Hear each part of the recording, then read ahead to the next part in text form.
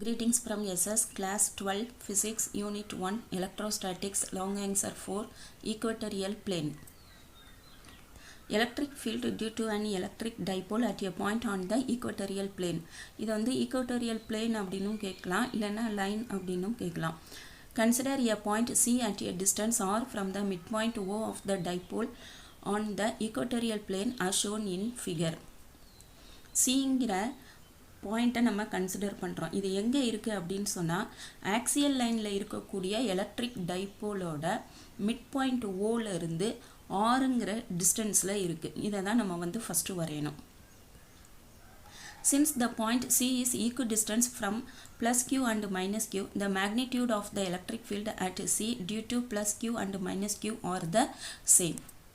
இந்த Cங்கிற பாயிண்ட் வந்து இந்த ஏங்கிற பாயிண்ட்ல இருந்தும் Bங்கிற பாயிண்ட்ல இருந்தும் சேம் டிஸ்டன்ஸில் இருக்கிறதுனால இந்த மைனஸ் Qனால Cல ஏற்படக்கூடிய எலக்ட்ரிக் ஃபீல்டு, இந்த ப்ளஸ் Qனால Cல ஏற்படக்கூடிய எலக்ட்ரிக் ஃபீல்டு ரெண்டுமே மேக்னிடியூடை பொறுத்த வரைக்கும் சேமாக தான் இருக்கும். ஆனால் டைரக்ஷன் எப்படி இருக்குங்கிறத நம்ம பார்க்கணும். Direction of positive electric field is along BC and the direction of negative electric field is along CA. இப்போ ப்ளஸ் Qனால இருக்கக்கூடிய எலக்ட்ரிக் ஃபீல்டு வந்து பிசிங்கிற டைரக்ஷனில் இருக்கும்.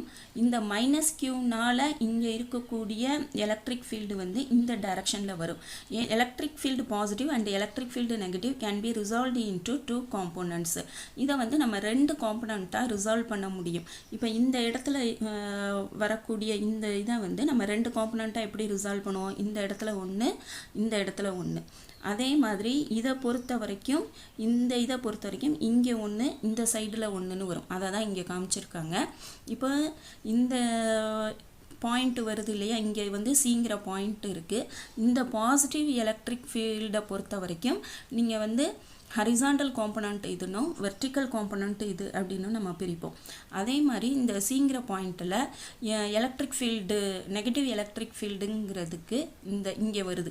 நெகட்டிவ் எலக்ட்ரிக் ஃபீல்டுங்கிறது இந்த டைரக்ஷனில் வந்துட்டுருக்கு. அதை ரெண்டு காம்பனண்ட்டாக பிரிக்கணும். இது வந்து ஹரிசாண்டல் காம்பனண்ட், இது வந்து வெர்டிக்கல் காம்பனண்ட். அப்போது இந்த பாசிட்டிவ் எலக்ட்ரிக் ஃபீல்டுக்கும் நெகட்டிவ் எலக்ட்ரிக் ஃபீல்டுக்கும் ஹரிசாண்டல் காம்பனண்ட்டுங்கிறது ஒரே டைரக்ஷனில் தான் இருக்குது. ஆனால் வெர்டிக்கல் மட்டும் இந்த ஒன்றுக்கு ஒன்று ஆப்போசிட்டாக இருக்குது. அப்போ சேம் மேக்னிடியூட் பட் டிஃப்ரெண்ட் டைரக்ஷனுங்கிறதுனால இது வந்து ஒன்னோட ஒன்று கேன்சல் ஆகிடும்னு சொல்கிறாங்க.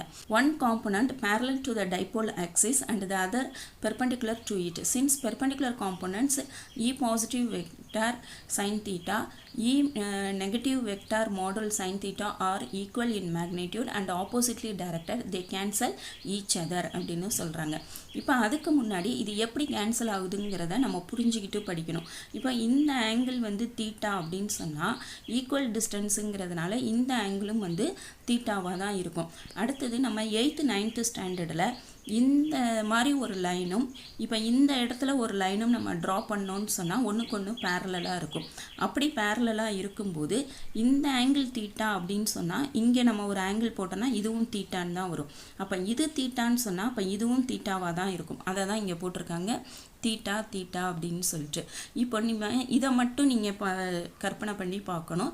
இந்த தீட்டாவுக்கு பக்கத்தில் இருக்கிற லைனை வந்து நம்ம அட்ஜசன்ட் அப்படின்னு சொல்லுவோம்.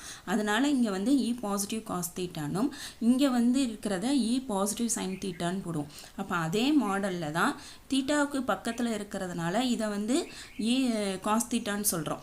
அப்போ இ நெகட்டிவ் வெக்டார் காஸ் தீட்டானும் இதை வந்து இ நெகட்டிவ் வெக்டார் சைன் தீட்டா அப்படின்னு நம்ம சொல்கிறோம். இதெல்லாம் நம்ம வந்து எழுதி காட்டணும்னு அவசியம் இல்லை. இதெல்லாம் நம்ம புரிஞ்சுக்கிட்டா போதும். The magnitude of the total electric field at C at point C is the sum of parallel components of E positive vector and E negative vector and its direction is along minus P cap as shown in figure. இப்போ இந்த ரெண்டும் ஒன்னோட ஒன்று cancel ஆயிடுச்சு அப்படிங்கிறதுனால அந்த electric ஃபீல்டோட direction வந்து எங்கே இருக்குன்னு நம்ம காட்டணும். இப்போ நம்ம ரிசல்டன்ட் வந்து இந்த ரெண்டையும் ஆட் பண்ணால் இந்த டைரக்ஷனில் வந்துடுது. இந்த ரெண்டு லைனும் ஒரே இதில் இருக்கிறதுனால இந்த டைரக்ஷனில் வருது அப்படிங்கிறத அவங்க சொல்லிடுறாங்க. டைரக்ஷன் அப்படின்னு சொல்லும்போது ஏற்கனவே வந்து நம்ம டைபோல் மூமெண்ட் என்ன படிச்சிருக்கோம்? நம்ம வந்து நெகட்டிவ்ல இருந்து பாசிட்டிவை நோக்கி போகும் அப்படின்னு சொல்லி படிச்சிருக்கோம். ஆனால் இப்போ பார்த்தீங்கன்னு சொன்னால் இது இந்த டைரக்ஷனில் போகிறதுனால இங்கே இது வந்து இப்போ இந்த டைரக்ஷனில் இருக்குது. அதாவது இந்த நெகட்டிவ் சைன் வந்து என்ன சொல்லுதுன்னு சொன்னால் அந்த ரிசல்டன்ட் எலக்ட்ரிக் ஃபீல்டு வந்து இந்த டைபோல் மூமெண்ட்டுக்கு ஆப்போசிட் டைரக்ஷனில் போகுதுங்கிறதுனால இந்த இடத்துல மைனஸ் பி வெக்டார்னு கொடுக்குறாங்க. இந்த மைனஸ் அப்படிங்கிறது வந்து அந்த டைபோல் மூமெண்ட்டுக்கு நெகட்டிவ் ஆப்போசிட் டைரக்ஷனில் போகுதுங்கிறாங்க. Electric field direction is along minus P கேப்புங்கிறத நம்ம பிக்சர்லேருந்து சொல்லிட்டோம். அப்போ இ டோட்டல் அப்படின்னு சொன்னால் நம்ம என்ன பண்ணணும், இந்த ரெண்டு எலக்ட்ரிக் ஃபீல்டையும் ஆட் பண்ணி காட்டணும்னு சொல்லியிருக்காங்க. அப்போ அந்த ரெண்டையும் நம்ம என்ன பண்ண போகிறோம், ஆட் பண்ண போகிறோம். அப்போ minus E positive vector cos theta P cap minus E negative vector module cos theta P cap. ஏன் மாடுல் போடுறோம் அப்படின்னு சொன்னால் இந்த மாடுல்ங்கிறது வந்து பாசிட்டிவ் நெகட்டிவ் இதெல்லாமே வந்து நெக்லிஜிபிள் பண்ணிடும். அதனால் இந்த இடத்துல நம்ம மாடுல் போடுறோம். இப்போ நீங்கள் வந்து இ பாசிட்டிவ் வெக்டாருக்கும் இ நெகட்டிவ் வெக்டாருக்கும் நம்ம என்ன பண்ணுறோம், 1/4πε0 q டிவைடட் பை ஆர் ஸ்கொயர்டுங்கிறது ஒரிஜினல் ஃபார்முலா. ஆனால் இங்கே ஆர் ஸ்கொயர்டுங்கிற டிஸ்டன்ஸ் வந்து நம்ம பார்க்க போகிறோம். இப்போ இந்த டிஸ்டன்ஸ் வந்து இந்த டிஸ்டன்ஸ் தான் நம்ம எழுதணும். சிங்கிற இந்த டிஸ்டன்ஸு ஏ டு சிங்கிற டிஸ்டன்ஸ் எழுதணும். அப்போ இது ஏ அப்படின்னு சொன்னால் இது ஆர்ன்னு சொன்னால் பித்தாகரஸ் படி நம்ம என்ன சொல்லுவோம், இந்த வந்து square root of A squared plus R ஸ்கொயர்டுன்னு சொல்லுவோம் இல்லையா. அப்போ இந்த ரெண்டுக்கும் இடையில தானே நம்ம டிஸ்டன்ஸ் பார்க்குறோம். அப்போ இங்கே வந்து என்ன பண்ணுறோம், ஆர் ஸ்கொயர்டு ப்ளஸ் ஏ ஸ்கொயர்டு. அப்போ ரெண்டு ஈக்குவல் டிஸ்டன்ஸுங்கிறதுனால அதே டிஸ்டன்ஸ் தான் இந்த பக்கமும் இருக்கும். இங்கேயும் ஏ இருக்குது, இங்கேயும் ஆர் இருக்குது. ஈக்குவல் டிஸ்டன்ஸுங்கிறதுனால இங்கேயும் ஆர் ஸ்கொயர்டு ப்ளஸ் ஏ ஸ்கொயர்டு. அப்போது ஏ பாசிட்டிவ் பொறுத்த வரைக்கும் r squared plus A squared, a நெகட்டிவை பொறுத்த வரைக்கும் இங்கேயும் என்ன தான் இருக்குது, ஆர் ஸ்கொயர்டு ப்ளஸ் ஏ ஸ்கொயர்டு தான் இருக்குது. அதனால் நம்ம இங்கே என்ன பண்ணுறோம், square root of R squared plus A squared original formula படி ஆர் ஸ்கொயர்டுங்கிறதுனால இங்கே ஸ்கொயர்டு போடுறோம். அப்போ இந்த இது வந்து 1/2 ஸ்கொயர்டுன்னு போடுறப்போ இந்த 2ம் கேன்சல் ஆகிடும். அப்போ இ பாசிட்டிவ் வெக்டாருக்கும் இ நெகட்டிவ் வெக்டாருக்கும் இது ஒரே ஆன்சர் தான் வரும். அதனால் இந்த 2வை கொண்டு வந்து 1ல் சப்ஸ்டியூட் பண்ணுறோம் இந்த இடத்துல. ஏன்னா இங்கே வந்து நீங்கள் நெகட்டிவ்ங்கிறதுனால மைனஸ் சிம்பிள் போடுவீங்க.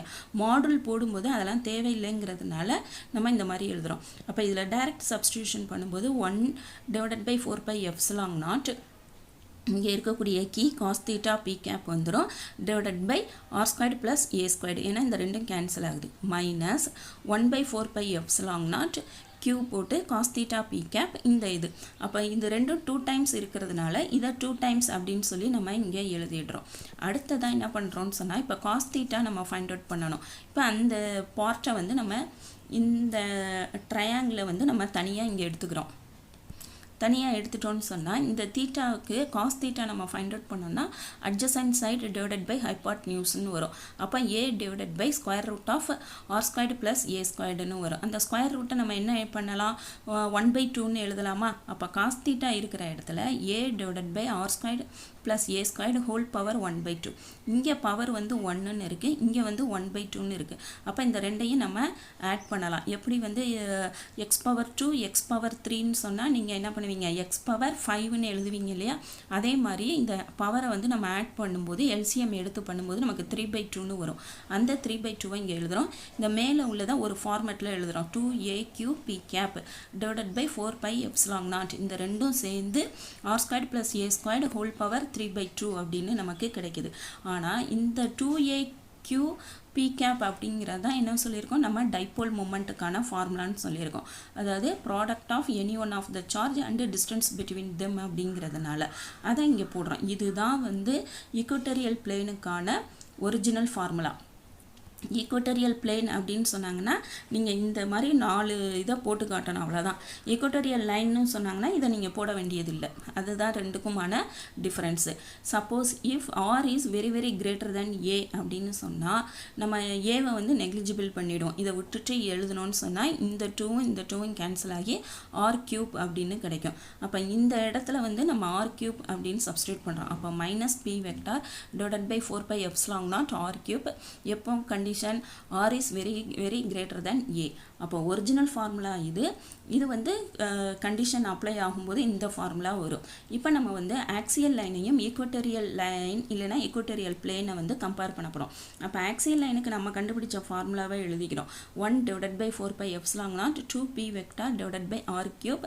இங்கே வந்து E total vector equal to minus 1 by 4 pi epsilon naught p vector divided by r cube அப்படின்னு எழுதுறோம். அதாவது இது கண்டிஷன் அப்ளை ஆகும்போது R is very greater than A-வா இருக்கும்போது. இப்போ நீங்கள் இந்த இடத்துல ஃபார்முலாவை பார்த்த உடனே நமக்கு என்னென்ன இருக்குன்னு தெரியும். இங்கே வந்து 2 இருக்குது, இங்கே 2 இல்லை, இங்கே பாசிட்டிவில் இருக்குது, இங்கே நெகட்டிவில் இருக்குது. அப்போ நம்ம ஃபஸ்ட்டு 2வை பற்றி சொல்ல போகிறோம். ஆக்சியல் லைனில் இருக்கக்கூடிய total electric field is twice the magnitude of total electric field on equatorial plane. இதை போல் இது வந்து 2 மடங்கு அதிகமாக இருக்கும் அப்படின்னு சொல்கிறாங்க. ஆக்சியல் லைனில் 2 பங்கு எலக்ட்ரிக் ஃபீல்டு வந்து அதிகமாக இருக்கும். On equatorial plane, negative sign shows opposite to the direction of dipole moment vector. இந்த negative sign வந்து இந்த dipole moment vectorக்கு opposite directionல போகுதுங்கிறத நம்ம இப்போ தான் பிக்சரில் பார்த்தோம். அதை வந்து சொல்லுது. அடுத்த பாயிண்ட் பார்த்தீங்கன்னா, for a point சார்ஜுக்கு நம்ம எலக்ட்ரிக் ஃபீல்டுக்கு ஃபார்முலா எப்படி எழுதுவோம்? எஃபெக்டா டிவைடட் பை Q நாட்னு எழுதுவோம். அப்படி இல்லைன்னா நம்ம அந்த கூலும் லாவை யூஸ் பண்ணி Q1 into Q2ன்னு எழுதுவோம். ஒரு சார்ஜ் தான் இருக்கிறதுனால Q2க்கு 1ன்னு சப்ஸ்டியூட் பண்ணுவோம். அப்போ K into Q divided by R squared R cap னு வரும். இந்த Kக்கு பதிலாக 1 by 4 pi epsilon naught Q divided by R squared னு வரும். சப்போஸ் இங்கே உள்ள கேஸ் மாதிரி இந்த R வந்து very greater than A இருந்தா அப்படின்னு சொல்கிறப்போ for a long distance 1 by R cube electric field goes to 0 faster than the point charge. அப்போ இந்த இடத்துல நீங்கள் R cube point chargeக்கு வந்து இந்த இடத்துல R cube அப்படின்னு நீங்கள் சப்ஸ்டியூட் பண்ணிங்கன்னு சொன்னால் இப்போ வந்து R ஸ்கொயர்டுங்கிற நம்பர் வந்து நீங்கள் 2ன்னு வச்சுக்கோம். இப்போ 2 ஸ்கொயர்டு அப்படின்னா ஒரு நம்பரை 4ஆல் டிவைட் பண்ணுறீங்க. அதே நம்பரை வந்து 2 cube அப்படின்னு சொன்னால் 8ஆல் டிவைட் பண்ணுறீங்க அப்படின்னு சொன்னால் நமக்கு எலக்ட்ரிக் ஃபீல்டோட ஆன்சர் வந்து எப்படி கிடைக்கும்?